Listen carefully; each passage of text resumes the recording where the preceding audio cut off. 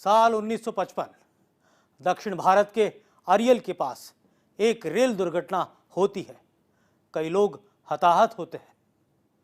इस दुर्घटना के लिए खुद को जिम्मेदार मानते हुए रेल मंत्री के पद से इस्तीफा दे दिया जाता है। यह रेल मंत्री और कोई नहीं, और राजनीति में ऐसा उदाहरण देखने को भी पहली बार मिलता है जब कोई मंत्री नैतिक जिम्मेदारी लेते हुए अपना अनमोल मंत्री पद छोड़ दे। यह नेता थे लाल बहादुर शास्त्री। अध्याय 2 में आज मैं योगेश शर्मा आपको सुनाता हूं देश के दूसरे प्रधानमंत्री लाल बहादुर शास्त्री की कहानी।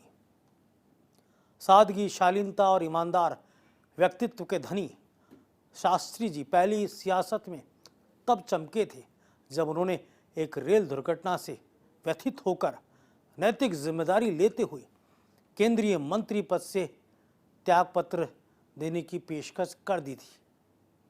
तब संसद में अरियल रेल दुर्घटना पर लंबी बहस का उन्होंने जवाब देते हुए कहा था, शायद मेरे लंबाई में छोटे एवं विनम्र होने के कारण लोगों को लगता है कि मैं बहुत दृढ़ नहीं हो पा रहा हूँ। यद्यपि शारीरिक रूप से मैं मजबूत नहीं हूँ, लेकिन मुझे लगता है कि मैं आंतरिक रूप से इतना कमज़ोर भी नहीं हूँ। लाल बहादुर शास्त्री के जीवन की 2 घटनाएं बेहद अहम हैं जो मैं आपको सुनाना चाहता हूँ। पहली घटना है आखिर कैसे गुलजारी लाल नंदा, मोरारजी देसाई, जेपी नारायण जैसे कद्दावर और दिग्गज नेताओं के होते हुए शास्त्री जी प्रधानमंत्री पद तक पहुंच गए और कैसे वो पंडित नेहरू के उत्तराधिकारी बने। दूसरी घटना है विदेश में उनके रहस्यमय मौत। पहले सुनाते हैं लाल बहादुर शास्त्री का देश के दूसरे प्रधानमंत्री बनने का सफरनामा। बात है साल 1964 की, जब 27 मई को देश के पहले प्रधानमंत्री का निधन हो गया था। तब देश में नेहरू के उत्तराधिकारी नहीं होने के कारण बहस छिड़ी हुई थी। देश की नई व्यवस्था में उत्तराधिकारी बनने से पहले तय करने की कोई परंपरा या सिद्धांत उस समय नहीं बन पाया था। ऐसे में देश के दूसरे प्रधानमंत्री बनने के कई दावेदार उस जमाने के सत्ताधारी दल में खड़े हो गए थे। बता दें कि शास्त्री का प्रधानमंत्री बनना संयोग तो कहा जा सकता है, लेकिन नेहरू का उत्तराधिकारी बनना बिल्कुल भी स्वाभाविक नहीं था। ऐसा इसलिए भी है कि नेहरू ने अपने अंतिम दिनों में प्रधानमंत्री रहते हुए शास्त्री जी को अपनी काफ़ी जिम्मेदारियां देनी शुरू कर दी थी, जिससे पार्टी में यह संदेश जाने लगा था कि नेहरू जी शास्त्री को भविष्य के प्रधानमंत्री बनने के रूप में तैयार कर रहे थे। लेकिन शास्त्री जी की राह इतनी आसान थोड़ी थी। उस समय प्रधानमंत्री पद की दौड़ में गुलजारी लाल नंदा, जयप्रकाश नारायण और मोरारजी देसाई भी शामिल थे, जो शास्त्री जी को कड़ी टक्कर दे रहे थे। उस समय नंदा थे तत्कालीन गृह मंत्री और उस लिहाज से मंत्रिमंडल में भी वो दूसरे स्थान पर हुआ करते थे। वहीं मोरारजी देसाई भी, जिनका मंत्रिमंडल के बाहर भी बहुत गहरी छाप थी, और जयप्रकाश नारायण अपने करिश्माई व्यक्तित्व के लिए जाने जाते थे। ऐसे तो बहुत से नाम और भी आगे आए, लेकिन धीरे धीरे बात मोरारजी देसाई और शास्त्री जी पर आकर ठहर गई थी। उस समय कांग्रेस के राष्ट्रीय अध्यक्ष कामराज की सबसे बड़ी चिंता थी पार्टी की एकता को अक्षुण्ण रखना। शास्त्री और मोरारजी के बीच शास्त्री जी का पलड़ा भारी होने लगा। उसके पीछे 2 वजह थी। एक तो तत्कालीन कांग्रेस अध्यक्ष कामराज मोरारजी देसाई के खिलाफ थे। दूसरा, उस समय के अखबारों में एक खबर छपी थी कि मोरारजी देसाई अपने समर्थकों के साथ पीएम बनने की लॉबिंग कर रहे हैं। इससे पार्टी में यह संदेश गया कि मोरारजी अगर पीएम बनेंगे तो पार्टी का एक बड़ा धड़ा नाराज हो सकता है या फिर पार्टी में बिखराव हो सकता है। ये खबरें मोरारजी के खिलाफ गई और उधर शास्त्री जी के नाम पर धीरे धीरे सहमति बनने लग गई। आखिरकार वो दिन भी आ गया जब सामान्य परिवार में जन्मा व्यक्ति प्रधानमंत्री के पद तक पहुंच गया। 31 मई 1964 को लाल बहादुर शास्त्री के रूप में देश को दूसरा प्रधानमंत्री मिल गया। खास बात यह थी कि उस दौरान खुद शास्त्री भी अपने आप को पीएम पद का दावेदार नहीं मानते थे। उनका मानना था कि नेहरू का उत्तराधिकारी इंदिरा गांधी या फिर जेपी नारायण हो सकते हैं, पर इतिहास को कुछ और मंजूर था। प्रधानमंत्री बनने के पीछे शास्त्री जी के राजनीतिक भाग्य ने भी काम किया। लाल बहादुर शास्त्री के जीवन में घटी दूसरी घटना ऐसी थी जिसने प्रत्येक देशवासी को झकझोर करके रख दिया था। शास्त्री जी का विदेशी भूमि ताशकंद का वह दौरा भुलाए नहीं भूलता है, जब इस यात्रा के बाद उनकी पार्थिव देह ही हिंदुस्तान आई। उनकी मौत आज भी रहस्य है। जंग के मैदान में पाकिस्तान को भारत की सेना ने धूल चटा दिया था और प्रधानमंत्री थे लाल बहादुर शास्त्री। ताशकंद समझौते से ठीक 12 घंटे पहले ही उन्होंने पाकिस्तान के साथ जंग खत्म करने के ताशकंद समझौते पर हस्ताक्षर किए थे। बताया गया कि उन्हें दिल का दौरा पड़ा था, लेकिन उन्हें जहर देने की आशंका भी जताई गई।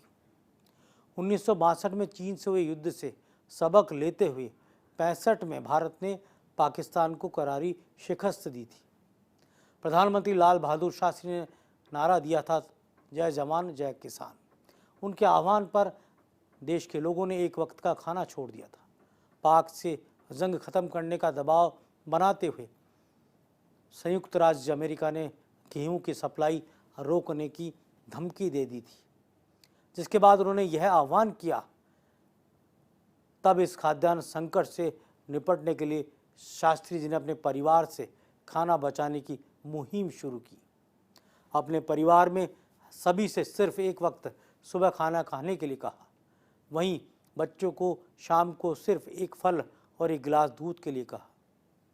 इसके बाद देश की जनता से सप्ताह में एक बार एक वक्त का खाना छोड़ने की अपील की, या यूं कहें उपवास की अपील की। इस दौरान रेस्तरां और होटल्स में भी सख्ती से पालन किया गया। अपने प्रिय प्रधानमंत्री की अपील का पूरे देश पर असर हुआ। प्रत्येक नागरिक ने शास्त्री जी का साथ दिया।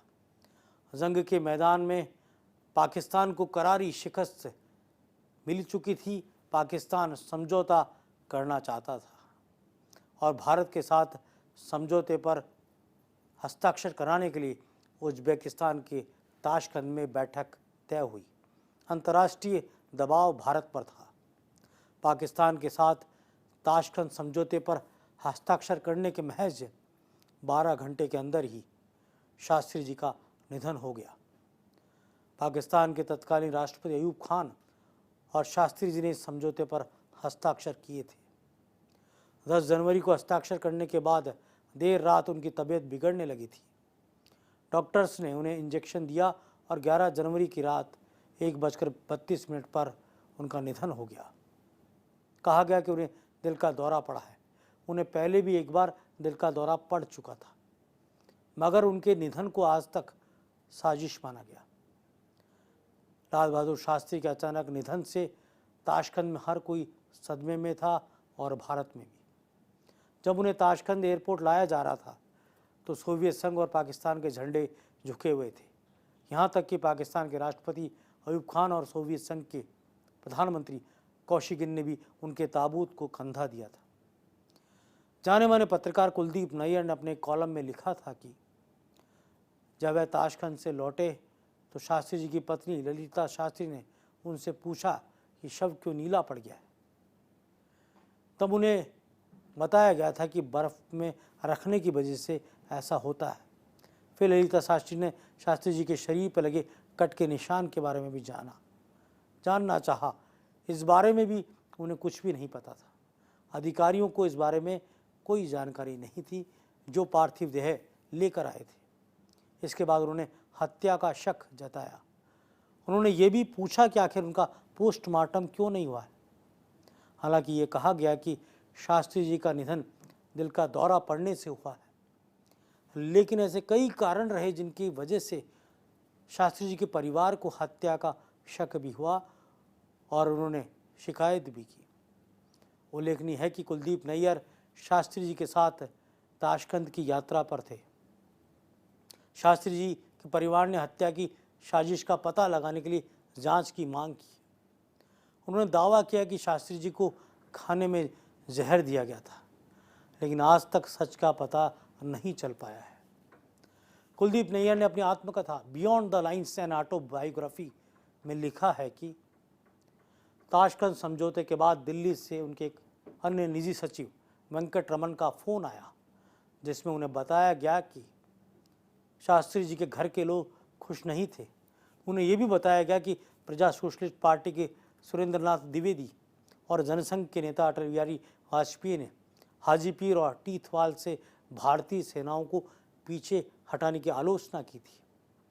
जब शास्त्री जी को ये बात रात में भोज से वापस लौटने के बाद बताई गई तो उन्होंने कहा कि विपक्ष तो समझौते की आलोचना करेगा ही, फिर भी शास्त्री जी सचमुच इन प्रतिक्रियाओं को लेकर काफ़ी चिंतित थे। शुरू में शक की सुई रूस की खुफिया एजेंसी केजीबी की ओर मोड़ने की कोशिश की गई, लेकिन कामयाबी नहीं मिली। एक वजह यह भी थी कि शास्त्री जी के निधन के बाद रूस ने पोस्टमार्टम कराने को कहा था। दूसरे, उसने शास्त्री जी की सेवा में तैनात रहे रूसी सहायक को तुरंत ही गिरफ्तार कर लिया था। बहरहाल शास्त्री जी के शव का न तो रूस में पोस्टमार्टम हुआ और न ही भारत में। इस मामले में दरअसल केजीबी के बजाय अमेरिका की खुफिया एजेंसी CIA का हाथ होने का शक भी ज़्यादा गहराया, क्योंकि अमेरिका को लगता था कि शास्त्री रूस के साथ मिलकर न्यूक्लियर क्षमताओं को हासिल करने के लिए, बम बनाने के लिए परीक्षण करने की योजना पर काम कर रहे हैं। एक अमेरिकी पत्रकार ग्रेगरी डगलस ने अपनी पुस्तक कन्वर्जेशन विद द क्रो में अमेरिकी गुप्तचर एजेंसी CIA के एक वरिष्ठ अधिकारी रॉबर्ट क्राउली से हुई बातचीत के आधार पर यह दावा किया कि उस समय भारत परमाणु बम बनाने का प्रयास कर रहा था, इसलिए इस कार्यक्रम को रोकने के लिए CIA ने लाल बहादुर शास्त्री की हत्या करवाई थी। डगलस का दावा है कि रॉबर्ट क्राउली CIA की गुप्त और विध्वंसक कार्रवाइयों वाले विभाग के उप प्रमुख थे, इसलिए उनके दावे को नज़रअंदाज नहीं किया जा सकता। बहरहाल इन घटनाओं से परे शास्त्री जी का व्यक्तित्व ही यादगार था। सरलता और सादगी की मिसाल भारत के दूसरे प्रधानमंत्री लाल बहादुर शास्त्री जी का जन्म 2 अक्टूबर 1904 को उत्तर प्रदेश के मुगल सराय के रामनगर में एक साधारण परिवार में हुआ था। वे इतने मेधावी थे कि उन्होंने बहुत कम आयु में ही 6ठी कक्षा उत्तीर्ण कर ली थी। आगे की पढ़ाई के लिए वे बनारस आ गए। विद्यार्थी जीवन में ही राष्ट्रभक्तों और शहीदों के बारे में पढ़ते हुए स्वाधीनता संग्राम के विषय में विस्तार से जाना। इन्हीं दिनों जलियांवाला बाग की घटना के पश्चात छात्र आंदोलन ने गति पकड़ ली थी और पूरे देश में आंदोलन चरम पर था। शास्त्री जी भी इसका हिस्सा बन गए। शास्त्री जी महात्मा गांधी से अत्यधिक प्रभावित थे और यह भी संयोग है कि गांधी जी और लाल बहादुर शास्त्री की जयंती का दिन एक ही है, 2 अक्टूबर। महात्मा गांधी का जन्म 2 अक्टूबर 1869 को गुजरात के पोरबंदर में हुआ था, तो वहीं शास्त्री जी का जन्म 2 अक्टूबर 1904 को यूपी के मुगल सराय में हुआ था। उनका बचपन काफ़ी कठिनाइयों से भरा था। उनके पिता का निधन काफ़ी पहले हो गया था। वे स्कूल से गंगा नदी के उस पार पढ़ाई करने स्कूल में जाते थे और नाव का पैसा देने का किराया उनके पास नहीं था। वे अपनी किताबों को अपने सिर पर बांधकर गंगा नदी में तैरकर पढ़ने जाते और फिर तैरकर ही वापस आते थे। लाल बहादुर शास्त्री को बचपन में नन्हे कहा जाता था, जो उनका घरेलू नाम था। प्राथमिक शिक्षा दीक्षा ननिहाल में पूरी हुई। उसके बाद उस शिक्षा के लिए उन्हें चाचा के पास बनारस भेज दिया गया, जहां इनके चाचा ने हरिश्चंद्र हाई स्कूल और काशी विद्यापीठ में शास्त्री जी की पढ़ाई पूरी कराई।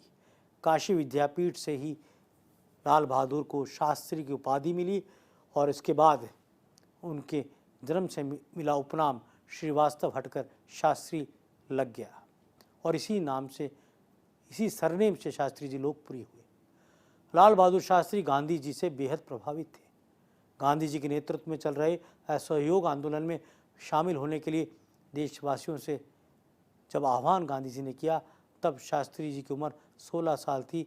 उन्होंने गांधी जी के आह्वान पर अपनी पढ़ाई छोड़ देने का निर्णय तक कर लिया और आंदोलन में भाग लिया, जिसके चलते उन्हें 1921 में जेल भी जाना पड़ा।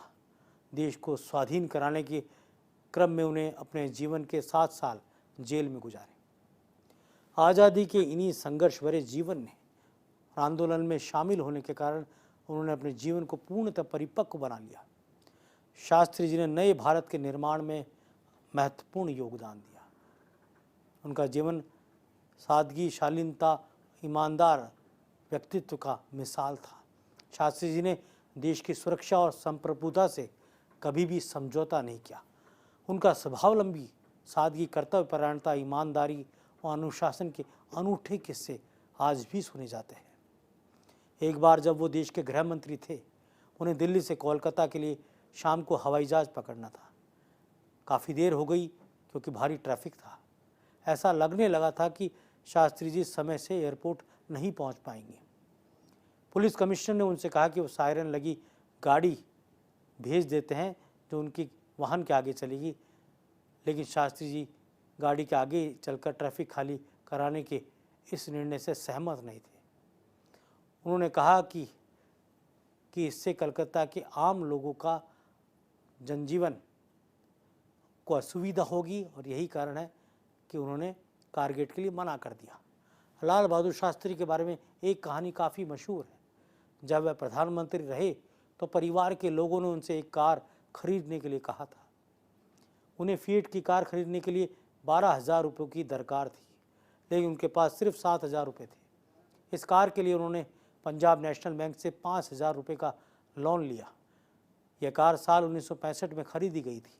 शास्त्री जी के कार का लोन जल्द ही मंजूर हो गया।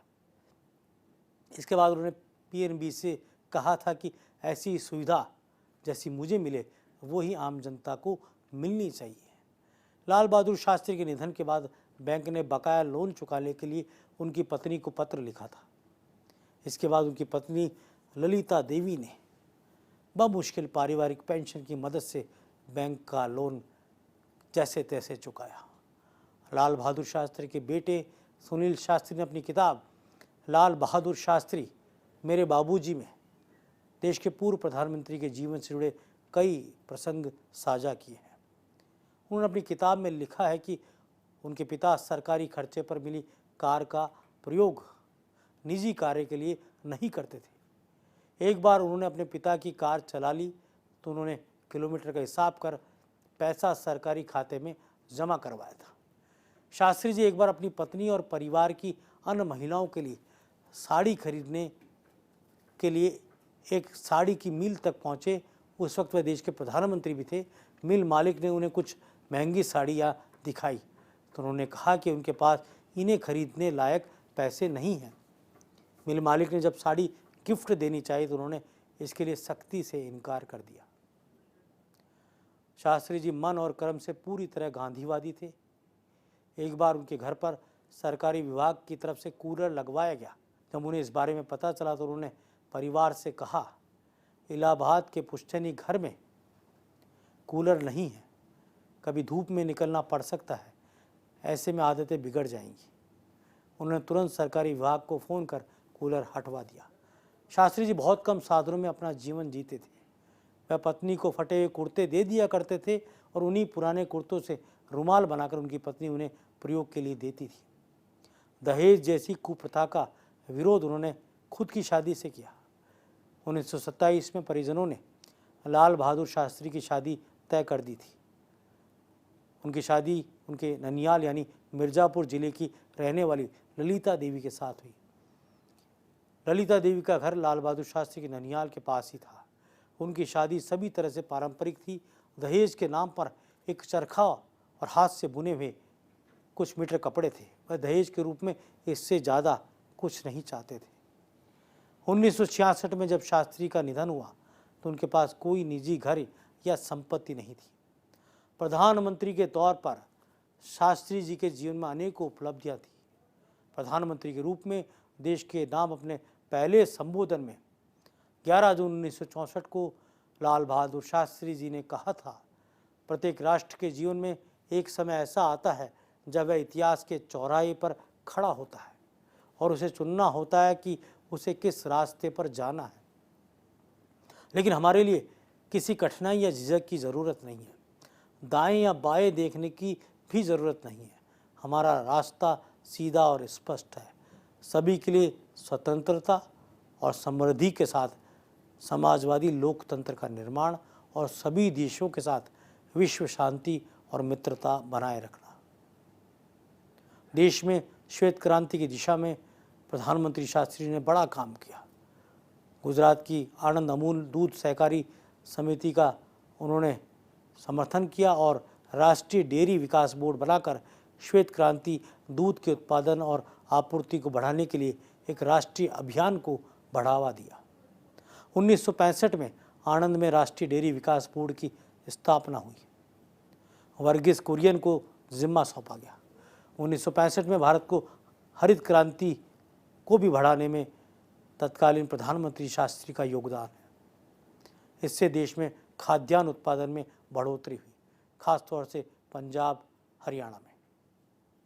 उनके प्रधानमंत्री रहते हुए भारत ने 1965 में की जंग में पाकिस्तान को करारी शिकस्त दी। ये बड़ी उपलब्धि शास्त्री जी के नाम रही। लाल बहादुर शास्त्री आज हमारे जीवन में नहीं है, लेकिन उनका जीवन देश की राजनीति में स्वर्ण अक्षर के तौर पर जाना जाता है। अध्याय 2 में आज इतना ही। हमारे प्रधानमंत्री की अगली सीरीज में फिर हाजिर होंगे शास्त्री जी के नारे के साथ। आज मैं इस कार्यक्रम का समापन करूंगा। जय जवान, जय किसान।